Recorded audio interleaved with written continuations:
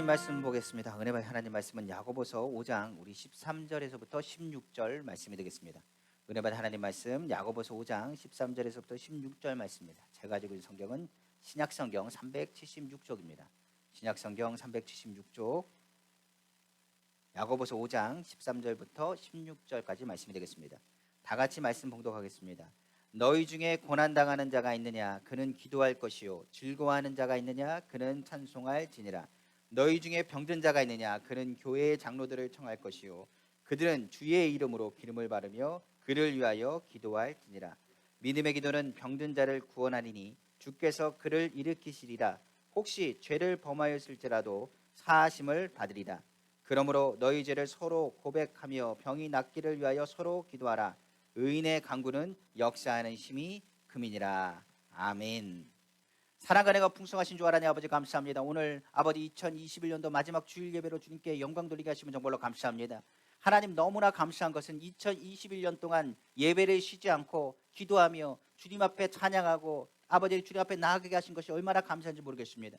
1년을 돌아다 보면 여러 가지 제재도 있었고 어려움도 많았지만은 아버지 우리가 주님께 감사하는 것은 주님께서 우리 귀한 성도들을 지키시고 보호하시며 하나님의 은혜 가운데 주의 음성을 듣고 믿음 안에서 성숙하게 자라나게 하셨다는 사실입니다. 하나님 이 자리는 아버지는 축복의 자리입니다. 이 자리는 주님께서 말씀하시는 자리입니다. 오늘도 주의 말씀 아버지 듣고 2022년도를 열어가길 간절히 원합니다. 이를 위해서 2021년도 아버지 정리할 것은 정리해야 됩니다. 털어버릴 것은 또한 털어버려야 되는 것입니다. 무거운 짐은 벗어버리고 이제 주의 음성을 듣고 주께 나왔사오니 아버지 주님의 위로받는 시간 되게 하시고 주님의 기적을 체험하는 시간 되게 하여 주옵시고 우리의 마음에 주의 평강과 위로가 나타나는 시간 될 수 있도록 인도하여 주옵소서. 그러므로 아무것도 염려하지 않습니다. 오늘 기도와 간구로 주 앞에 나왔사오니 하나님의 평안함과 하나님의 위로를 더하셔서 우리 성도들의 마음 소원마다 하나님께서 이끄시고 인도하신 대로 축복하여 주옵소서. 그러므로 오늘도 동일하게 예수 그리스도의 보혈을 바랍니다. 그 자리마다 성령님 환영하고 인정하고 모시고 의자오니 성령 하나님 주관하셔서 말씀을 전하는 자나 듣는 자나 주님의 은혜 가운데 거하시도록 축복하여 주옵소서. 이 모든 말씀 만왕의 왕이시고 만주의 주가 되시며 능력에 능치 못하심이 없으시며 살아서 역사하시는 우리 주 예수님의 이름으로 축복하고 기도합니다. 아멘. 저는 오늘 야고보서 5장 13절에서 16절 말씀을 가지고 고난당할 때가 기도할 때입니다 라는 제목의 말씀으로 2021년도 마지막 주일 예배 말씀을 선포하고자 합니다. 우리의 삶 가운데 보면 큰 고통과 절망이 다가올 때가 많이 있습니다. 믿음이 있다고 해도 갑자기 다가오는 고통, 다가오는 질병, 다가오는 사고, 환경 가운데 다가오는 물질적인 쓰나미 등 여러 가지 일들을 감당 못할 일이 우리 주변에 얼마나 많이 나타나는지 모르겠습니다. 고난의 이름으로 다가올 때 우리는 말로써 어떤 것도 위로되지 않으며 어떤 말도 설명할 수 없기에 절망과 낭망에 빠져 들어가기도 됩니다. 특별히 우리가 아는 것처럼 2021년도는 코로나 시기라고 말해도 어안이 아닐 정도로 2021년도 1년 내내 코로나가 교회뿐만이 아닙니다. 경제, 사회, 정치 모든 것에 발목을 잡았습니다.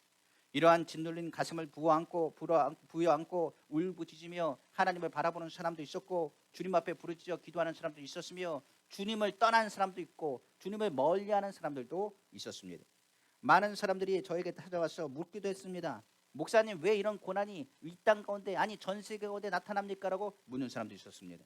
하나님이 우리를 미워하시는 것 아니겠습니까? 왜 하나님께서 우리를 돌봐주지 않습니까? 왜 우리 아이가 아파야 됩니까? 왜 이런 시기에 하나님께서는 영광을 드러내야 되는데 오히려 교회뿐만 아니라 여러 가지 지경 가운데 어려움과 아픔과 고통의 소리가 끊어지지 않느냐고 묻는 사람도 있습니다. 어떤 분들은 말합니다. 사업이 안 됩니다. 어떤 사람은 또 말합니다. 우리 가정은 왜 이렇게 어려움을 겪는지 모르겠습니다.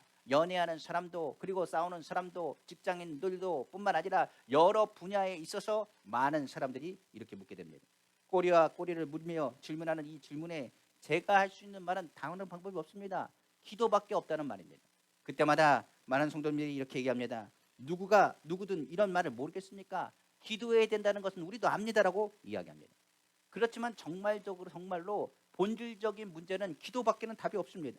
본질적인 문제를 해결할 수 있는 유일하고 확실한 방법은 기도밖에 없기 때문입니다. 오늘 본문에 나온 야고보서에 나온 야고보 또한 이렇게 얘기하고 있는 것입니다. 모든 문제의 해답, 너희 중에 당하는 자가 있느냐? 저는 기도할 것이요 라고 이야기하면서 기도밖에는 답이 없다는 것을 가리키고 있는 것입니다. 고난을 당할 때 우리는 왜 기도밖에 없는가? 왜 기도하라고 말씀하셨는가? 라는 것을 다시 한번 기억해야 됩니다. 기도 외에는 전에도 얘기했습니다. 답이 없기 때문에 그렇습니다. 기도할 때 고난 중에 하나님의 뜻을 또한 기도는 깨닫게 할 뿐만 아니라 기도할 때 하나님의 마음을 알아 이 고난이 어떤 의미를 담고 있는지를 깨닫게 해주기 때문인 것입니다. 그러므로 우리는 기억할 것입니다. 고난을 당할 때 기도하라는 말, 기도밖엔 답이 없으며 기도할 때 우리는 해답의 음성을 들을 수 있기 때문입니다. 그러므로 오늘 말씀 속에서 2021년도 마지막 주일 예배 통하여 고난 중에 우리는 어떤 기도할 기를 원하시고 우리가 고난 중에 기도할 때 어떠한 해답을 들을 수 있는지 오늘 말씀 속에서 은혜 받는 귀한 시간 되기를 다시 한번 주님의 이름으로 축원합니다. 첫 번째로 고난 당할 때 그때가 바로 회개의 기도할 때인 것입니다. 우리가 하는 것처럼 누구나 분별하고 고통과 고난을 당하면 자기 자신을 먼저 돌아보게 됩니다. 많은 사람들이 예수 그리스도를 믿는 사람, 특별히 하나님을 섬기는 사람들은 이렇게 생각합니다. 고난이 다가오거나 고통이 다가오면 혹시나 내가 하나님께 잘못한 것이 있지 않는가 생각하기 시작한다는 것입니다.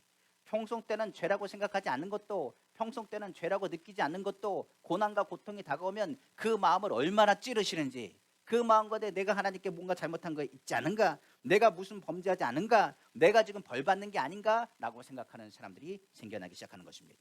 평안할 때는 하나님을 거역하는 모든 일들도 죄라고 깨닫고 기억하는 것이 바로 고난의 역사인 것입니다. 많은 사람이 이 고난을 통해서 이 죄를 회개하게 되고 평안할 때 몰랐던 이 죄악에 대해서 깨닫게 되는 것입니다. 성경에 보면 십계명의 말씀이 있습니다. 하나님 외에 다른 신을 섬기지 말라고 했습니다. 평상시에는 죄라고 생각하지 않았습니다. 그런데 자녀가 우상이라는 걸 깨닫게 됩니다. 환경이 우상이라는 걸 깨닫게 됩니다. 고난을 통해서 내가 지금 하나님보다 무엇을 더 사랑했는지를 깨닫게 되는 것입니다. 더 나아가서 성경에 또 이야기합니다. 아무 형상도 만들지 말라고 했는데 우리가 여러 가지 잘못된 이미지를 생각하고 하나님의 영광을 막았던 적도 있지 않은지를 생각하게 되는 것입니다. 주의 일을 막는 데 일컫지 말라고 했습니다. 우리도 모르게 무엇보다 예수 이름을 팔고 오히려 하나님의 영광을 돌렸음에도 불구하고 하나님의 영광을 가로막으며 하나님 말씀과 하나님의 이름에 먹칠한 적이 혹시나 있지 않은지를 생각해 봐야 되는 것입니다. 더 나아가서 안식일을 거룩하게 지키라고 말했습니다. 문제가 발생하면 많은 사람들이 생각합니다. 내가 안식일에 거룩하게 지키지 못하고 주일 성수하지 못하고 하나님을 바라보지 못해서 이런 일이 생기지 않는가를 생각하게 되는 것입니다. 성경에 또 말합니다. 부모를 공경하라고 말했습니다. 요즘 시대에 부모를 공경하라고 말했더니 부모를 공격하는 사람이 있습니다. 마찬가지로 하나님 말씀을 생각하고 묵상하다 보면 내가 부모님께 효를 다하지 못한 것이 떠오르기 시작하는 것입니다. 어떤 사람은 말합니다. 살인하지 말라고 말했습니다. 그런데 예수님께서 말씀하신 것처럼 살인하는 것 미워하는 자마다 살인하는 자라고 말했는데 내가 얼마나 많이 미워했는지를 생각하면서 내가 하나님 마음 품고 예수 그리스도의 마음 품고 용서하고 사랑해야 되는데 내가 용서하지 않고 사랑하지 않아서 이런 일들이 나에게 이루어졌는지 모른다라고 생각하는 사람도 등장하기 시작하는 것입니다. 음욕을 품는 자마다 간음하는 자라고 했습니다. 그러다 보니까 많은 사람들이 얘기한 것처럼 음란한 생각, 간음적인 생각, 나쁜 생각 때문에 내가 혹시나 벌받는 것이 아닌가, 이 죄로 인하여 문제가 발생하지 않는가를 깨닫게 되는 것입니다. 어떤 사람은 말합니다. 거짓 증거하지 말라고 했습니다. 그리고 남의 것을 탐하지 말라고 했습니다. 마찬가지로 이 10계명의 계명들 중에서 하나도 걸리지 않은 것이 없는 것입니다. 그때는 그것이 죄라고 생각하지 않았습니다. 하나님은 이해하실 거라고 생각하고 하나님의 말씀에 오히려 대수롭지 않게 생각하다가도 고난이 다가오면 무엇을 느끼게 되느냐, 내 죄악이 아무리 작은 것이라 할지라도 떠오르고 생각나게 되는 것입니다. 마음이 아픈 것은 둘째치고 내 영혼이 혹시나 하나님 앞에 병들지 않았는지, 하나님 앞에 잘못한 건 없는지를 생각하게 되는 것입니다. 저도 고난을 겪고 어려움을 당하거나 아프거나 힘들 때는 이런 생각을 합니다. 내가 하나님께 혹시나 잘못한 게 뭐가 있지 않는지, 내가 하나님을 섭섭하게 한 것이 있지 않은지를 생각하게 되는 것입니다. 그러므로 고난은 평안할 때는 잊어버리고 있었던 여러 가지 잘못된 것을 회개하고 우리의 병을 고칠 수 있는 기회로 하나님께서 베푸시는 은혜라고까지 성경은 말하고 있기 때문에 그렇습니다. 평안한 날에는 이것이 죄인지 모릅니다. 그러나 고난이 다가오면 우리가 하나님의 얼마나 거역하고 불순종했는지를 깨닫게 되는 것입니다.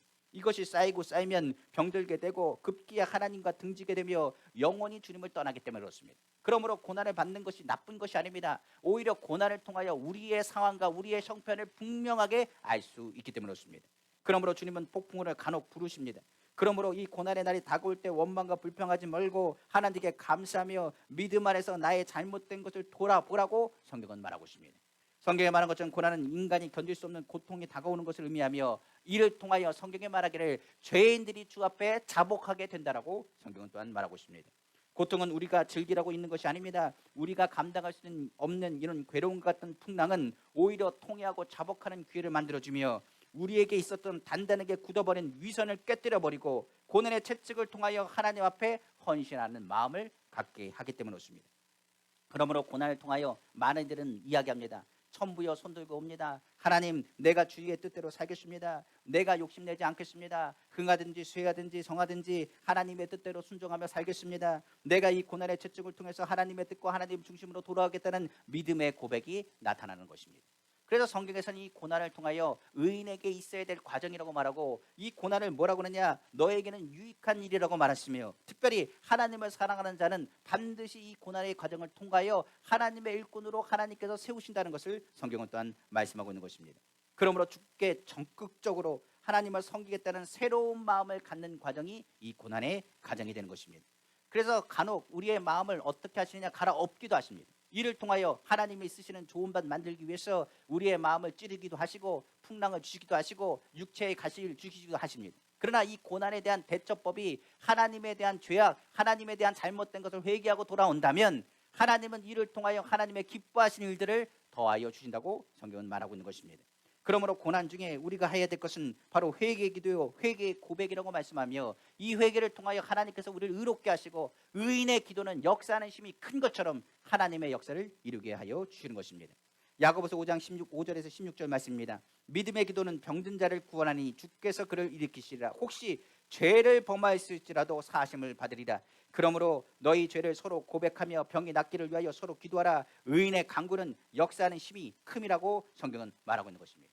그러므로 고난을 성경에서 말한 것처럼 포장된 축복이라고 말하고 오히려 반드시 회개하여 변화된 사람은 그 축복을 얻을 그릇을 만들게 될 것이라고 이야기하고 있는 것입니다. 그러므로 고난은 우리로 하여금 완악한 마음을 다시 한번 점검하게 하고 오히려 회개함을 통하여 하나님의 큰 축복을 체험하게 되는 것입니다. 그러므로 예수 믿는 사람이 반드시 통과해야 될 것이 바로 고난입니다. 이 고난을 통하여 주님의 마음을 깨닫게 되는 것이고 이 고난을 통하여 하나님의 그릇이 만들어지기 때문에 그렇습니다. 무엇보다 하나님은 택하신 사람을 치고 고난 안 당한 사람 없다고 말한 것처럼 고난의 풀무불을 항상 준비시키셔서 그 자리를 지나가게 하신 것입니다. 하나님이 친히 택한 사람 중에 아브라함 사람이 있습니다. 아브라함은 75세에 갈대 우르에서 하나님께서 부르셨습니다. 그런 믿음으로 하나님 앞에 나아갔습니다. 그러나 25년 100세가 될 때까지 그가 하는 행동을 보면 믿음 얻는 일이 얼마나 많은지 모르겠습니다. 그가 가뭄을 만났을 때 애굽으로 내려갔을 뿐만 아니라 아내를 뭐라고 했겠느냐, 나의 누이라고 말하면서 오히려 두려워 떨었던 모습이 성경에 기록되어 있습니다. 그가 하는 행동을 보면 이랬다 저랬다 하는 행동도 많았으며 아비 친척 집을 떠나라고 말했는데 친척인 조카 롯도 자기가 함께 동행하기를 원해서 그를 데리고 다녔던 것을 성경을 통해서 확인할 수 있습니다. 그가 믿음이 없어 이스마엘을 낳았다고 성경은 기록하고 있습니다. 그의 25년 동안의 세월을 보면 그 풍랑과 어려움을 얼마나 많이 겪었는지 모르겠습니다. 그러나 25년 동안 이 풍랑과 어려움을 겪으면서 그가 깨달은 것은 무엇을 깨달았냐, 하나님이 도와주셔야 산다는 것과 하나님이 붙잡아 주셔야 내 인생에 있어서 승리한다는 것과 하나님이 보호하지 않는다면 내 삶에 이기거나 내 생명이 건진받을 만한 일들이 일어나지 않는다는 것을 그는 깨달았습니다. 100세가 되어서 이삭을 낳고 나서 그는 깨닫고 또 깨닫는 것은 생명의 주관자여 약속의 응답자가 주님인 것을 깨닫게 된 것입니다. 그가 이삭을 드릴 때도 그냥 드리지 않았습니다. 그가 성경에 말하기를 하나님이 어떤 분을 분명히 알았다고 성경은 말하고 있는 것입니다. 그렇기 때문에 75세의 아브라함과 시험과 연단을 겪은 100세 때의 아브라함은 완전히 다른 아브라함인 것입니다. 더 나아가서 이삭을 할 것입니다. 이삭은 죽음의 고난의 고통을 겪어냈습니다. 무엇보다도 아버지가 무엇보다도 자기를 제단에 묶어놓고 하나님께 드림을 통해서 하나님을 경외하는 것을 알았습니다. 그를 통하여 깨달은 것은 무엇을 아느냐, 아브라함 아빠처럼 내가 믿음으로 살면 내가 살 것이지만 믿음으로 살지 않으면 안 된다는 것을 그는 깨달았습니다. 이삭은 그러므로 아브라함을 통해서 하나님 아버지를 봤으며 생명의 주관자가 누구인 것을 깨달아 하나님과 동행하며 살았다는 것을 성경 기록하고 있습니다. 그러면 이삭은 아브라함이 제단에서 드리는 그 전과 그 후의 삶이 완전히 다른 것입니다. 우리가 아는 야곱은 22년 동안 삼촌 라반의 집에서 머슴살이를 했습니다. 수많은 고통과 고난을 겪었으며 깨어져서 야폭 나락조에서 한두 뼈가 어그러지는 체험을 통해서 그는 하나님의 종으로 변화되었습니다. 그리고 나서 그가 깨달은 것은 하나님이 도와주셔야 산다는 것을 절실하게 깨달은 것입니다. 요셉 같은 사람도 고난의 풀무불을 통과할 수밖에 없습니다. 종으로 팔려가기도 하고 억울한 누명을 덮어쓰고 시대 감옥에 떨어지기도 하며 갇혀서 13년 동안 짓밟히고 깨어졌습니다. 그러나 그 고난을 통해서 그가 깨달은 것은 성품이 변화되고 인격이 변화되기 시작하고 위대한 하나님의 일꾼으로 절대 충성인 것을 깨닫게 됩니다. 하나님께서 그를 높이셔서 애굽의 국무총리가 되어 오히려 이스라엘 모두가 그 가문 가운데 살 수 있는 계기를 만들었다고 성경은 말하고 있는 것입니다. 이와 같이 고난이라는 것은 많은 사람들에게 다가옵니다. 그러나 이 고난을 어떻게 받아들이냐에 따라서 그 사람이 하나님의 축복의 그릇으로 사용되기도 하지만, 이 고난의 시기 가운데 불평과 원망을 더 많이 한다면 오히려 이스라엘 민족과 같이 이스라엘 1세대처럼 가나안 땅을 밟지 못하는 누를 범하게 되는 것입니다. 우리가 기억할 것은 원망, 불평이 아니라 이 고난의 풀무불 가운데 하나님을 의지하고 믿음 안에서 이겨나가는 사람, 그 사람을 통하여 하나님은 역사하시기 때문인 것입니다. 그러면 하나님은 이 고난의 풀무불 가운데 우리가 무엇하기를 원하느냐? 다른 것 없습니다. 회개하기를 원하십니다. 이 회개함을 통해서 내 마음에 있는 잘못된 것을 순수한 그릇과 같이 사용되기 위해서 태워버리시기를 원하시는 것입니다. 구원받았으면 하나님께 즐거운 일이고 우리를 통하여 하나님께서 무엇을 하는 일인가를 깨닫게 되는 것입니다. 고난은 우리가 하는 것처럼 즐거움을 주는 일은 아니지만 이 고난을 통하여 우리의 삶을 변화시키는 것입니다. 하나님이 쓰는 그릇은 고난을 통과합니다. 고난 없이 무엇보다도 하나님의 축복된 그릇으로 사용됐다는 사람을 저는 들어보지 못했습니다. 성경에서도 이 예수 그리스도의 십자가를 통하여 구원이 이루어진 것처럼 반드시 고난과 역경을 통하여 하나님의 역사가 나타나는 것입니다. 그러면 성경은 분명히 말합니다. 코로나 시기 가운데 우리는 어려움 가운데 있었습니다. 우리가 하는 것처럼 한국 교회가 항상 생각한 게 뭐냐면 우리가 하나님께 무엇을 잘못했느냐를 생각하기 시작했습니다. 많은 크리스찬들이 무슨 생각을 하기 시작했느냐? 하나님, 내가 무엇을 잘못했습니까? 내가 주님 앞에 잘못된 것을 회개하는 운동이 시작된 것을 기억해야 됩니다. 2021년도 많은 교회들이 깨어 기도하기 시작했습니다. 그리고 더 나아가서 하나님, 우리의 삶 가운데 주님의 도우심이 없다면 안 된다는 것을 깨달았다는 것을 우리는 기억해야 됩니다. 특별히 코로나 시기에는 감정을 잘 다스리기 원합니다. 하나님께서는 눈물 흘리며 변화를 경험하고 체험하기를 원하십니다. 2021년도 무엇보다도 우리가 돌아보면 죄뿐이 없습니다. 그러나 하나님의 은혜가 그 가운데 있었으며 우리를 변화시켜 하나님의 축복된 그릇이 되기를 원하신다는 사실을 다시 한번 기억하기를 주님의 이름으로 축원합니다. 두 번째로 성경은 말합니다. 고난할 때가 무슨 때냐? 감사 기도를 드려야 할 때인 것입니다.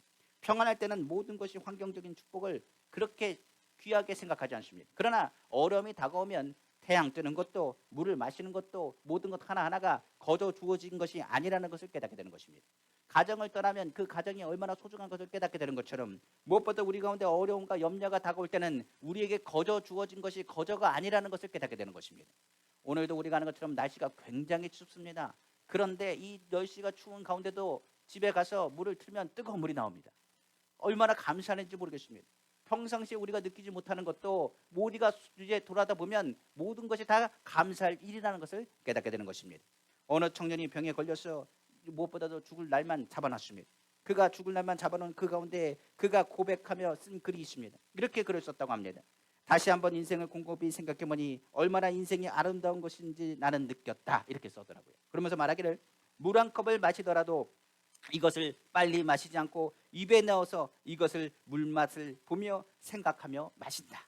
이제 얼마 있지 않으면 이 세상을 떠날 것인데 이렇게 아름다운 세상에 이렇게 좋은 것을 다시는 체험하지 못할 것이다. 그러므로 물 한 컵 마시는 것도 음미해 가면서 그 맛을 깊이 기억하면서 마시고 경치를 바라보는 것도 깊이 음미하면서 경치를 바라보고 숨을 한번 들이키는 것도 공기의 감사함을 깊이 뼈저리게 느끼면서 숨을 쉰다. 이렇게 글귀를 썼다고 합니다. 그러니까 자신이 이제 생명이 얼마 남지 않은 그 가운데 호흡하는 것조차도 감사하더라. 그리고 내가 물을 한 컵 마시는 것도 감사하더라. 내 눈으로 보는 모든 것들이 그냥 주어진 것이 아니라는 것을 고백하여 썼다고 합니다. 무엇보다 우리가 기억하고 있습니다. 우리도 주변을 돌아다 보면 그냥 있는 것이 아닌 것이 많습니다. 우리가 환경적인 모든 것 거저준 것 이 세상에 없습니다. 하나님께서 이 고난을 통해서 우리에게 말씀하신 것이 겁니다. 너에게 준 것이 거저 준 것이 있더냐라고 묻는 것입니다. 배고플 때야 밥의 감사를 깨닫는 게 우리입니다. 병들 때야 건강의 귀중성을 깨닫는 것이 우리인지도 모르겠습니다. 집을 떠날 때야 가정의 따뜻함을 느끼는 것이 우리인지도 모르겠습니다. 고난을 체험하였어야 비로소 감사의 진정성과 간절함을 깨닫게 되는 것입니다. 그러므로 하나님께서는 고난 당할 때 너는 나를 기억하고 나를 잊지 말으며 하나님이 주신 것을 생각해보라고 성경은 말하고 있는 것입니다. 일이 꼬이거나 문제가 발생하면 깨닫게 되는 것이 다른 것이 아닙니다. 무엇보다도 우리 모든 것에 있어서 이를 주관하시는 분이 하나님이시고 지금까지 주님께서 많이 봐주시고 많이 돌봐주시고 많이 붙잡으셨다는 것을 깨닫게 되는 것입니다. 저도 기억나는 것이 군대 입대해서 논산훈련소에 가면 훈련을 받습니다.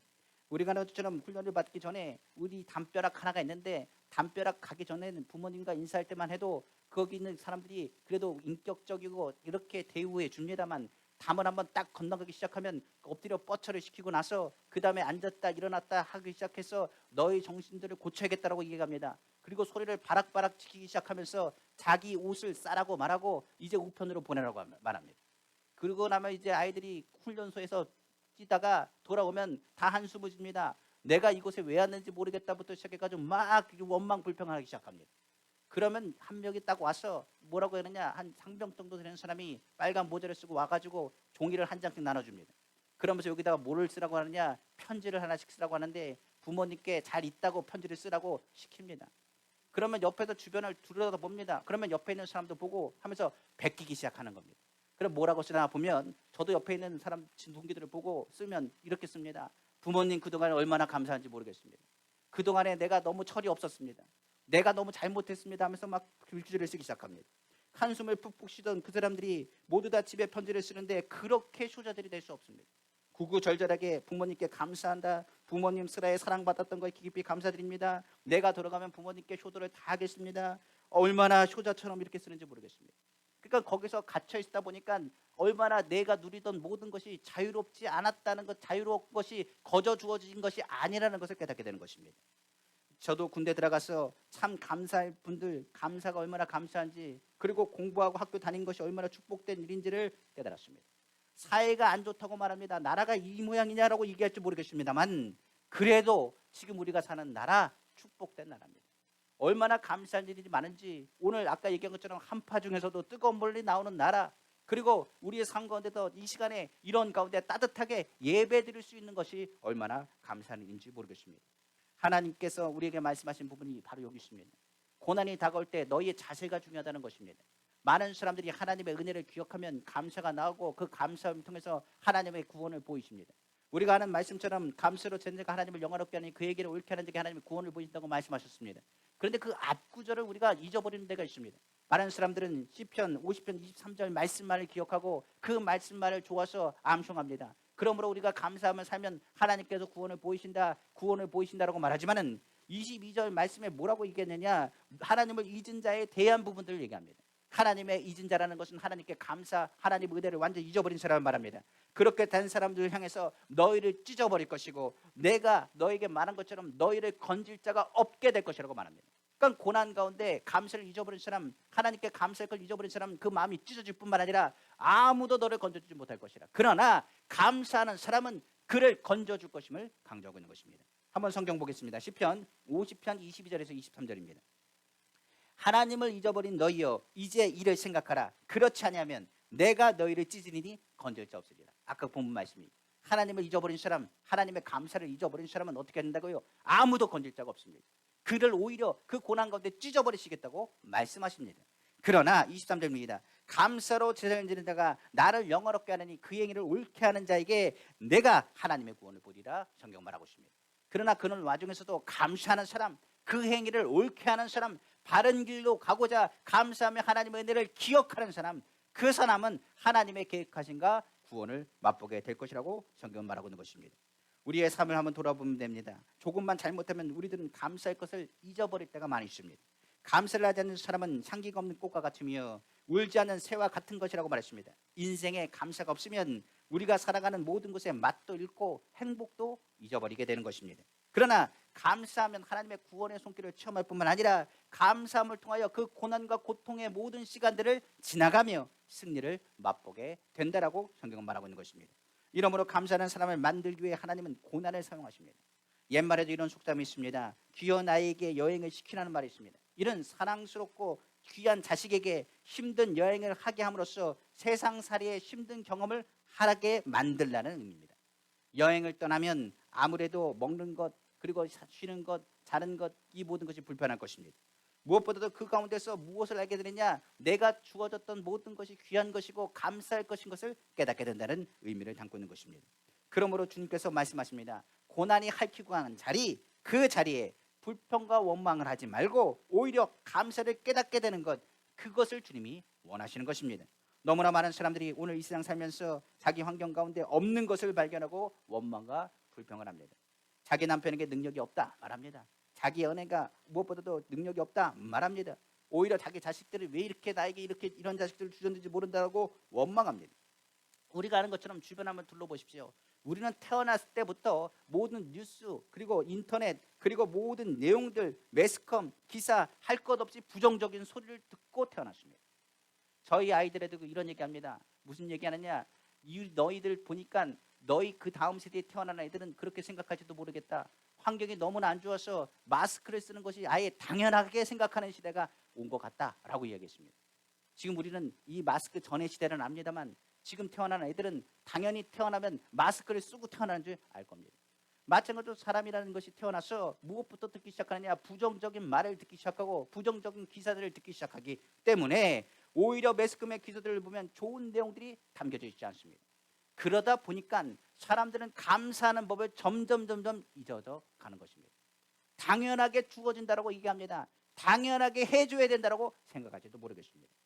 사람들이 하는 말 당연하다고 생각합니다. 생활에서 잘못된 것, 수치스러운 것, 치부, 어려움 그런 모든 것들이 다 드러나기 시작하고 언론들은 이 부정적인 기사를 내비칠 때마다 많은 사람들은 원망과 불평을 쏟아내어 오히려 자신의 삶에 감사할 것을 놓칠 때가 있다는 사실입니다.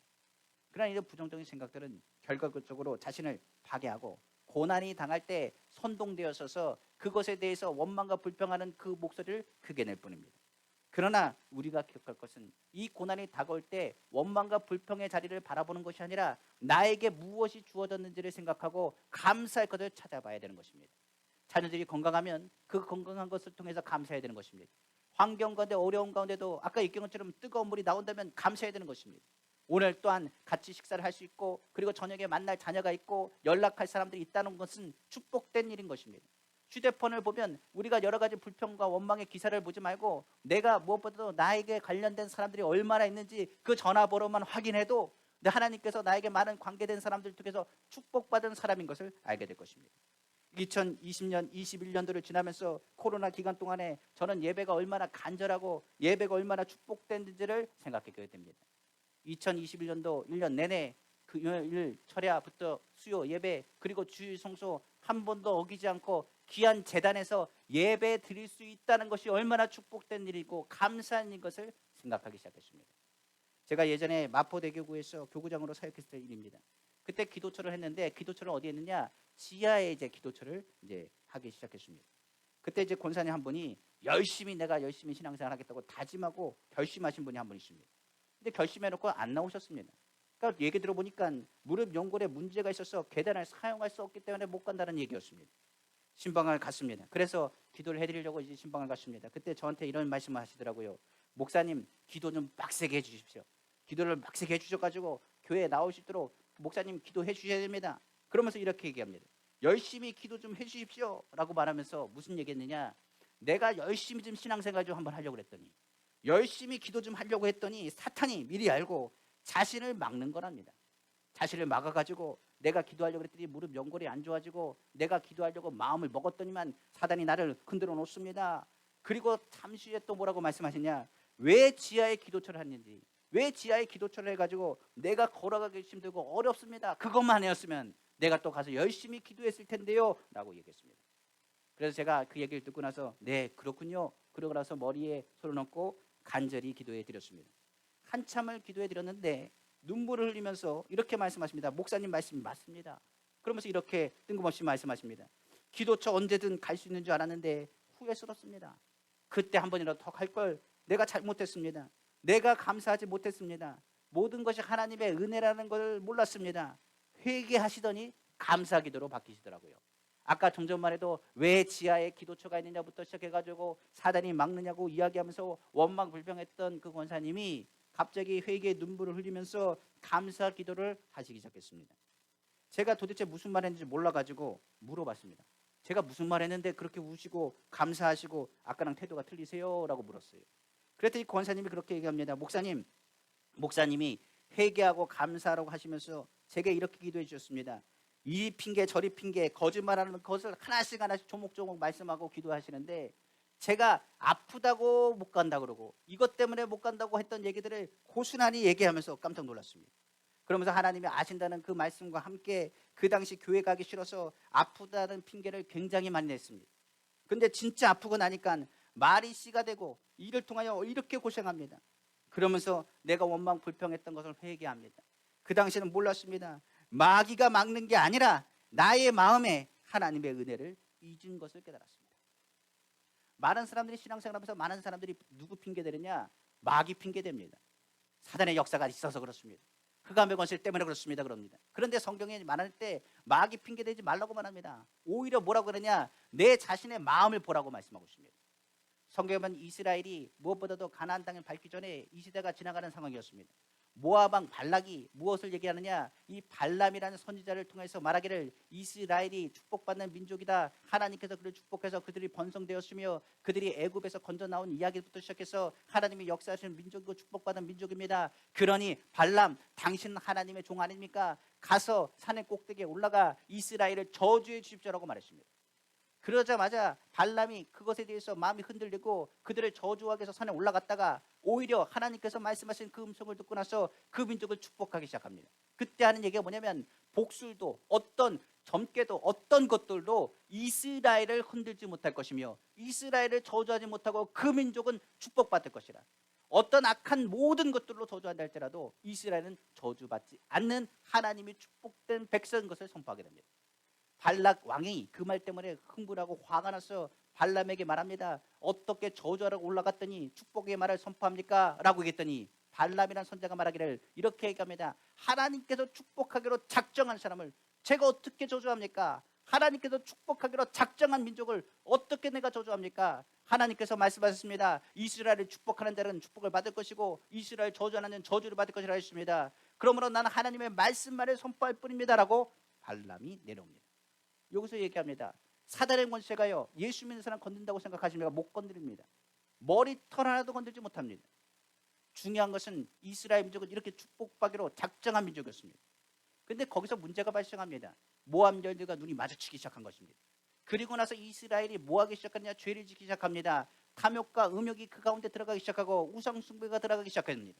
그때 24,000명이나 되는 사람이 전염병에 의해서 이스라엘 많은 사람들이 죽게 됩니다.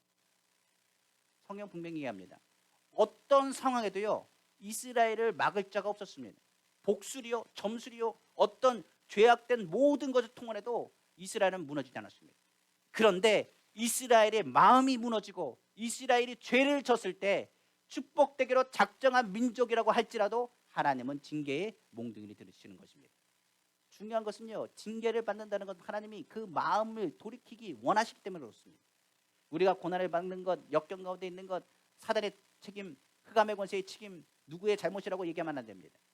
저도 이제 귀신 들린 사람들이 가끔 찾아와서 기도할 때가 있습니다만, 귀신 들린 사람들의 문제가 뭔지 아십니까? 이렇게 얘기합니다. 귀신만 나가면 나는 깨끗해질 거라고 생각하는 사람들이 있습니다. 많은 사람들이 그런 착각을 하는 경우가 있는데 귀신 핑계를 대는 사람들 대부분이 그렇습니다. 귀신 들린 사람 중에서도 귀신이 쫓겨나가면 치료받는 사람이 있습니다. 그런데 문제는 귀신이 그 안에 오래 거하 있는 사람은 그의 삶 가운데 모든 것에 부정적인 생각이 그를 잡고 있기 때문에 귀신이 나가는 것을 떠나서 그 마음 가운데 예수 그리스도가 중심에 거하시지 아니하면 일곱 귀신이 다시 들어오는 것입니다. 우리가 하는 것처럼 우리가 하나님 말씀을 들을 때 있습니다. 무릇 지킬 말보다 내 마음을 지키라. 생명의 근원이 이에서 남이라고 말씀하신 것을 우리는 기억해야 되는 것입니다. 그래서 성경에 분명히 얘기합니다. 이 고난이 다가올 때 감사하면 아마 이스라엘 민족들은 금방 가나안 땅을 밟았을 것입니다. 그러나 이스라엘 민족은 끊임없이 하나님이 주신 은혜를 잊어버리고 원망과 불평하다가 광야에서 출애굽 1세대가 그 땅을 밟지 못한 것임을 우리는 알아야 되는 것입니다. 그러므로 고난은 이 고난의 때에 감사할 것을 좀 찾아보셔야 됩니다.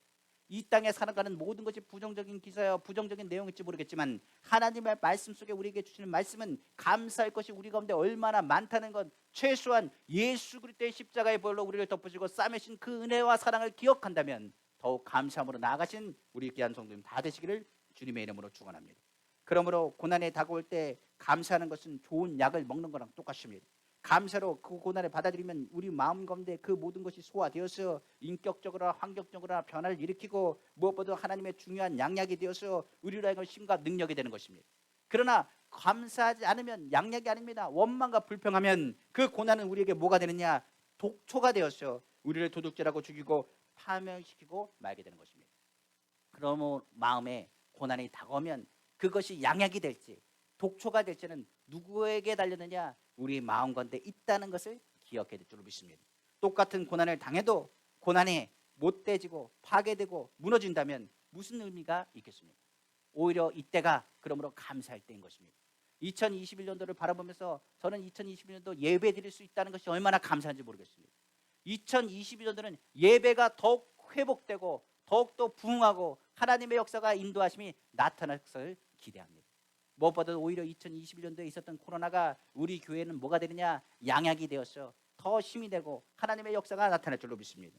그러므로 감사는 고난에 뭐가 되어야 되느냐? 소화제가 된다는 사실을 기억해야 됩니다. 막힌 속, 터진 속을 안전하고 평안하게 만드는 것이 바로 감사 기도인 것입니다. 그러므로 하나님께 감사하십시오. 지금 고난 받을 때가 바로 감사할 때요. 이 감사의 기간을 통하여 하나님은 홀로 영광을 받으실 것입니다. 마지막으로 고난당할 때가 바로 믿음의 기도를 드릴 때인 것입니다. 우리가 하는 것처럼 믿음의 기도는 기적이 일어나는 것이 바로 믿음의 기도인 것입니다. 우리가 하는 것처럼 우리가 고난당할 때 기도와 믿음을 배울 때라고 성경은 말하시며 이때가 이 고난을 통하여 이 고난이 우리의 삶의 믿음의 성장통인 것을 깨닫게 될 것입니다. 평소에 기도하지 않는 사람도 고난을 당하면 기도하게 되는 것입니다. 고난은 기도의 채찍질이라고도 말한 것처럼 기도함을 통하여 우리는 하나님의 능력을 체험하고 이때 기도를 통하여 기도의 힘을 얻게 되는 것입니다. 평소에 배부르고 등이 따시면 기도하지 않습니다. 그러나 어려움을 당하고 고난을 당하면 우리가 주님 앞에 나와 기도하게 되는 것입니다. 그리고 주님 앞에 기도할 때 주님의 도우심과 주님이 살려다는 외침과 함께 그 믿음이 자라나게 되면 어떤 상황에도 절대 충성할 수 있는 믿음의 마음을 갖게 되는 것입니다. 성경에 보면 요나의 기도가 있습니다. 요나가 하나님 앞에 나갈 때 그가 다시스로 가라고 했는데 니느웨로 가는 그런 부분들 성경에 기록되어 있습니다. 니느웨로 가는 다시스로 가는 그런 부분들을 성경 기록하고 있습니다. 그가 하나님의 말씀에 불순종했습니다. 그러나 이 고난을 통하여 그가 깨달은 것은 하나님이 나를 도와주시고 축복하여 준다는 것과 이를 통하여 하나님의 마음과 하나님의 뜻을 깨달아 알을 수 있었다는 사실입니다. 고난은 하나님의 뜻을 깨닫고 충성하게 만듭니다. 아버지의 마음을 깨닫게 하는 것이 누구냐? 바로 고난에 대한 하나님의 역사인 것입니다. 그러므로 고난의 때는 진실한 믿음을 배우게 되는 것입니다. 성경 한번 보겠습니다. 시편 91편 15절입니다. 그가 내게 간구하리니 내가 그에게 응답하리라. 그들이 환난 당할 때 내가 그와 함께하여 그를 건지고 영화롭게 하리라고 성경은 말씀하고 있는 것입니다. 고난은 하나님 믿음 안에서 하나님의 역사하심을 깨닫게 되는 것입니다. 내 힘으로 안 되는 것, 하나님께서 하신다는 걸 깨닫게 하는 것이 바로 고난이 되는 것입니다. 하나님을 체험하고 뼛속까지 믿음의 불길이 타오르게 하는 것, 하나님의 기적과 하나님의 능력을 체험하는 것, 욕과 같은 신앙 고백을 통하여 하나님의 인내하며 나아갔을 때 그것을 통하여 우리는 믿음을 배우고 하나님의 뜻을 깨닫게 되며 하나님께서 역사하시고 개입하신다는 걸 알게 되는 것입니다. 우리에게 안 좋은 일이 오히려 뭐가 되느냐? 좋은 일이 되는 것을 깨닫고 모든 것이 합력하여 선을 이루게 된다는 것을 깨닫게 되는 것입니다. 참으로 굳세고 부드럽게 이해심과 그리고 험난한 어려운 가운데 고난의 용광도를 통하여 만들어지는 하나님의 성품을 깨닫게 되는 것입니다. 우리는 고난을 기뻐하고 세상이 감당할 수 있는 믿음을 가진 은빛교회 성도들입니다. 오늘도 넉넉히 이길 힘을 이 고난 가운데 얻게 하셔서 믿음의 선포가 이루어지기를 원하시는 것입니다. 그러므로 먼저 우리가 회개하고 그리고 먼저 우리가 회개와 동시에 감사하고 하나님께 아뢰 때 하나님은 우리 마음 가운데 무슨 마음을 주시냐? 내가 너와 함께 한다고 말씀하시고 이 함께 하심을 통해서 믿음의 선포가 이루어지게 하는 것입니다. 2021년도 우리는 모든 것 가운데 이제 얼마 남지 않은 이 기간 동안에 회개의 눈물을 흘리고 감사함으로 주 앞에 서길 원합니다. 그리하면 우리의 입술이 2021년도에 나오는 메시지가 달라질 것입니다. 두려워 말라 내가 너와 함께함이라 놀라지 마라 내 하나님 됨이라 내가 너를 굳세게 하리라 참으로 너를 도와주리라 참으로 의로운 너를 붙들리라. 믿음의 선포가 그냥 있는 것이 아니라 바로 감사하는 자를 통하여 하나님이 함께 하시고 도우신다는 확신과 함께 나타나는 것입니다. 병든 자에게 손을 얹으면 나으리라. 믿음의 선포가 바로 감사하는 자를 통해서 흐르게 되는 것입니다. 그러므로 오늘 성경은 분명히 말합니다. 넉넉히 이길 힘을 너에게 줄 것이라. 너희가 오히려 연단 가운데 소망을 이루게 될 것임을 말씀하고 있는 것입니다. 성경 보겠습니다. 로마서 5장 3절에 4절입니다. 다만 이뿐 아니라 우리가 환난 중에서 즐거워하느니 이는 환난은 인내를, 인내는 연단을, 연단은 소망을 이루는 줄 알미로다. 믿음을 가지고 환난을 축복의 기로 삼는 사람, 하나님은 악을 선으로 바꾸신다고 말씀하셨으며 믿음은 예수 안에서 우리를 의롭게 하며 의인의 기도는 비로소 역사하는 힘을 갖게 된다고 성경은 말하고 있는 것입니다. 그러므로 의인의 기도라는 것 바로 믿음의 기도요. 믿음의 기도는 하나님의 자녀의 기도요. 하나님의 자녀의 기도는 응답의 기도요. 응답의 기도는 기대하는 심령과 기적의 역사가 나타나게 되는 것입니다. 이에 믿음으로 우리가 고난 중에서 선을 이루시는 사람, 바로 하나님의 사람인 것을 선포해야 되는 것입니다. 항상 기도하는 사람을 통해서 하나님의 역사가 우리 가운데 나타나기를 다시 한번 주님의 이름으로 축원합니다. 하나님 말씀 보겠습니다. 시편 141편 5절입니다. 의인이 나를 칠지라도 은혜로 여기며 책망할지라도 머리에 기름같이 여겨서 내 머리가 이를 거절하지 아니할지라. 그들의 재난 중에서도 내가 항상 기도하리라. 야고보서 5장 16절입니다. 그러므로 너희 죄를 서로 고백하며 병이 낫기를 위하여 서로 기도하라. 의인의 간구는 역사하는 힘이 큽니다. 아픈 사람이 있습니까? 믿음으로 이제 기도하셔야 됩니다. 2021년도에 하나님께 나는 감사하기로 작정했습니다. 그러므로 22년도는 기대합니다. 하나님께서 믿음의 역사를 이룰 줄 믿습니다. 모든 염려, 근심, 걱정하지 않습니다. 아무것도 염려하지 않습니다. 모든 일에 기도와 간구로 구할 것을 감사함을 하나님께 아뢰립니다. 모든 지각에 뛰어난 하나님의 평강이 그리스도 예수 안에서 그 마음과 생각을 지켜주십니다. 우리도 믿음으로 기대하는 것은 바로 믿음의 선포 가운데 있는 것입니다. 그래서 기도는요, 믿음의 선포가 나타날 때 기대하게 되는 것입니다. 믿음의 선포는 죄 짓는 사람이 나타날 수 없습니다. 죄가 용서받아야 되는 것입니다. 원망 불평하는 사람을 통해서는 하나님의 역사가 나타나지 않습니다. 엘리사가 말한 것처럼 내 집에 무엇이 있느냐 했을 때 내 그릇이 끊어지면 기름도 끊어지는 것입니다. 주변에 무엇이 있는 것을 알아 하나님 앞에 감사할 것을 찾으시면 하나님께서 그곳에 기름을 부으시고 그 기름을 부으신 그 자리를 통해서 우리 또한 믿음으로 기대하며 선포하게 되는 것입니다. 잠언서 15장 29절에 이렇게 말합니다. 여호와는 악인을 멀리하시고 의인의 기도를 들으시는도다. 하나님께서 2021년도 마무리하는 귀한 성도님들 마음 가운데 믿음의 기도가 이루어지길 원합니다. 하나님께서 그 기도를 들으십니다. 의인의 기도를 들으시고 의인의 기도는 역사하는 힘이 크다고 하십니다. 하나님께서 예수 그리스도를 통하여 성탄절에 선포한 메시지처럼 예수 그리스도의 보혈로 덮으시고 우리를 하나님의 자녀 삼으셨습니다. 하나님의 자녀는 하나님의 자녀의 권세를 갖습니다. 하나님의 자녀의 권세를 가지고 선포하는 사람은 원망 불평하는 사람이 아니라 하나님이 베푸신 은혜를 기억하고 나의 원대로 마옵시고 아버지의 뜻대로 이룰 것을 기대하며 선포하는 믿음의 사람이 되는 것입니다. 그러므로 우리의 기도는 오늘로 이야기합니다. 2021년도 마무리하면서 회개 기도하기 원하고 그리고 더 나아가서 감사기도 선포하기 원합니다. 2021년도 지나간 것 때문에 원망과 불평과 후회하는 삶이 아닙니다. 후회한다고 해서 달라질 것 아무것도 없습니다. 이 고난에 대해서 생각한다고 해서 부정적인 생각한다고 해서 2022년도가 나아질 것 같습니까? 아닙니다. 세상의 모든 기사와 내용들은 부정적인 세상과 내용들로 가득 찰 것입니다. 내년 3월, 아니 내년 4월, 내년 5월에 무슨 일이 있더라, 3월에 무슨 일이 있더라, 2월에 무슨 일이 있더라, 그것이 중요한 게 아닙니다. 하나님께서 1월에는 무슨 일을 하실 것이다, 2월에는 무슨 일을 하실 것이라 2022년도에는 하나님께서 어떤 일들을 베푸실 것에 대한 것을 기대한다면 하나님께서 그 기대하신 그 믿음의 선포를 통해서 더하신 은혜를 베풀어 주실 것입니다. 말씀을 마치겠습니다. 우리는 고난당할 때 불평과 원망이나 또한 반항적으로 하나님 앞에 대항하거나 나아가지 말고 깨어지고 항복하고 순종하고 기도하길 원합니다. 하나님의 때에 이 고난의 불에서 나올 때는 금같은 사람으로 변화해서 나올 것입니다. 그러므로 우리는 기억해야 됩니다. 첫째, 고난이 올 때 뭐 하라고요? 회개해야 됩니다. 반드시 고난을 통해 죄의 문제를 해결해 줄 것입니다. 이런 말이 있습니다. 죄는 더하기, 빼기, 곱하기, 나누기의 문제가 있다고 합니다. 죄는 문제를 더하여 주고 더 골치 아프게 합니다. 죄는 우리의 열정을 빼앗아가고 더 이상 하나님 앞에 서지 못하게 합니다. 죄는 아픔을 더욱 상처를 곱부로 조여째서 고파해서 괴롭힙니다. 죄는 이웃을 나누고 가족을 쪼개며 영혼을 찢어버린다고 말합니다.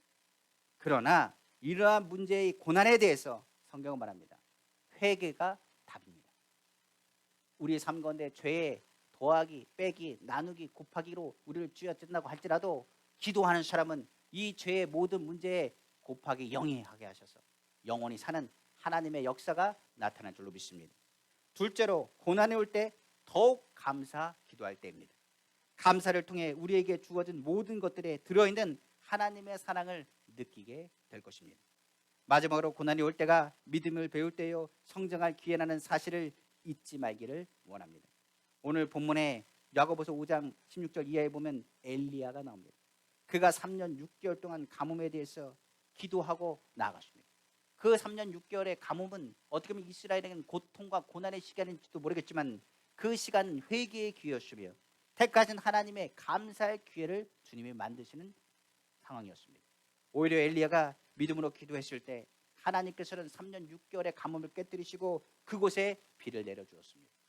많은 사람들은 비가 온 것이 기적이라고 말합니다만 그렇지 않습니다. 다시 기도하니 하늘이 비를 주고 땅이 열매를 맺었다고 성경은 말하고 있는 것입니다. 고난에 올 땐 하나님께서 무엇하게 하시냐? 은혜의 단비를 내려주시고 그 단비를 통해서 반드시 열매를 맺게 하여 주시는 것입니다. 혹 우리 삶 가운데 고난이 오늘도 다가옵니까? 나에게 하나님이 살아계신다는 간증거리가 될 것입니다.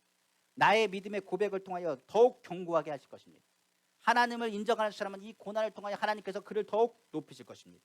시험은 감당할 수 없는 시험 우리에게 준 적이 없습니다. 우리의 마음이 오직 주님의 중심에 서 있다면 오히려 이 고난은 오히려 하나님의 축복의 통로가 되는 기회가 될 것입니다. 여러 가지 불시험을 이상한 일을 당한다고 생각하면 안 됩니다. 오늘 예수의 피로 값주고 산 우리의 모두는 고난이 다가올 때 하나님의 뜻을 알아 깨달아 감사하면 그 인내함을 통하여 금같이 은과 같이 보석같이 살 수 없는 위대한 하나님의 사람으로서 세워주실 것입니다. 그러므로 오늘 주의 고난의 때에 2021년도 마무리하면서 2022년도는 하나님의 기대하는 사람이요 믿음 안에 견고한 사람으로 서기를 간절히 원합니다. 무엇보다 우리 성도님들은 하나님의 축복된 성도님이 무엇보다도 그 고난과 어려운 가운데 하나님께서 승리하게 하셔서 마지막 예배까지 승리케 하시는 하나님의 일꾼들입니다. 우리가 끝까지 승리하셔서 오늘 기도할 때 2022년도 하나님이 주시는 믿음의 역사를 기대하며 나아가시는 우리 성도님 다 되시기를 다시 한번 주님의 이름으로 축원합니다. 기도하겠습니다. 사랑의 주 하나님 아버지 감사합니다. 오늘 주의 말씀 주셨습니다. 맞습니다. 주님, 우리가 주께 회개하고 아버지 주께 기도하는 것, 그리고 또 감사하고 주께 기도하는 것, 그리고 오늘 믿음으로 선포하고 기도하는 것. 아버지의 믿음의 기도가 나오려면 회개하지 않고서는 믿음의 기도가 나올 수가 없습니다. 회개해야 그릇이 만들어지는 것입니다. 감사해야 은혜가 채워지는 것입니다. 그러고 나면 믿음의 기도가 이루어집니다. 2021년도 아버지 우리가 연약한 뒷모습을 보면 다 죄밖에 없습니다. 그러나 하나님 이 시간 기도하오니 우리의 연약함을 용서하여 주옵시고 아버지는 주님이 베푸신 은혜를 기억하게 하여 주옵시고 감사하게 하여 주옵시고 아버지 믿음으로 선포하게 하여 주옵소서. 오늘 예수 그리스도로 인하여 아버지 예수 그리스도의 보혈로 우리의 죄를 씻어주시고 예수 그리스도의 십자가의 능력으로 그리스도의 은혜로 우리의 마음을 채워줌을 감사합니다. 오늘 예수 이름으로 선포하오니 각종 질병과 각종 부정적인 생각은 예수는 물러갈지어다. 아버지 주님의 평강과 위로가 나타나게 하여 주옵소서. 병을 치료하시는 분은 주님이시고 아버지는 주님 다시 세우시는 분도 주님이십니다. 2021년도 코로나로 인하여 고통과 어려움 가운데 얼마나 울부짖었는지 모르겠습니다. 그러나 이 기간 동안에 우리는 더욱 회개하는 것을 깨달았습니다. 아버지 우리의 죄와 아버지 우리의 신앙의 잘못된 부분들을 깨달았습니다. 아버지 오직 주님을 더욱더 바라보며 믿음으로 순종하고 나아가길 원하오니 아버지 우리 성도님의 마음을 주장하시고 인도하여 주옵소서. 특별히 오늘 말씀 주신 것처럼 우리의 연약함을 친히 담당하신 예수 그리스도 아버지 주님의 십자가를 바라보고 다시 주 예수 그리스도에 인하여 감사가 회복되길 원합니다. 지금 우리 환경에 고난이 있습니까? 삶의 고통이 있습니까? 2021년 동안에 얼마나 아픔과 고통과 괴로움과 아버지 하나님 슬픔이 있었는지 모르겠습니다. 그러나 그 모든 건 지나갑니다. 그리고 그 지나가는 자리에 상처가 생기는 것이 아니라 믿음의 역사가 생겨나가기를 원합니다. 그럼 오늘 예수 이름으로 선포합니다. 믿음으로 선포하오니 아버지는 2021년도 지키신 주 하나님 2022년도는 더 하시는 은혜를 덧입혀 주옵소서. 하나님께서 무엇보다 땅에 아버지는 씨앗을 심었듯이 2021년도가 심는 기간이었다면 2022년도는 열매를 거두는 기간이 되기를 간절히 원합니다. 이를 해서 우리 성도님의 삶을 축복하고 기도하오니 아버지는 붙잡아시고 역사하여 주시옵소서. 이 모든 말씀 만왕의 왕이시고 만주의 주가 되시며 능력에 능치 못하시며 없으시며 살아서 역사하시는 우리 주 예수님의 이름으로 축복하고 기도합니다. 아멘.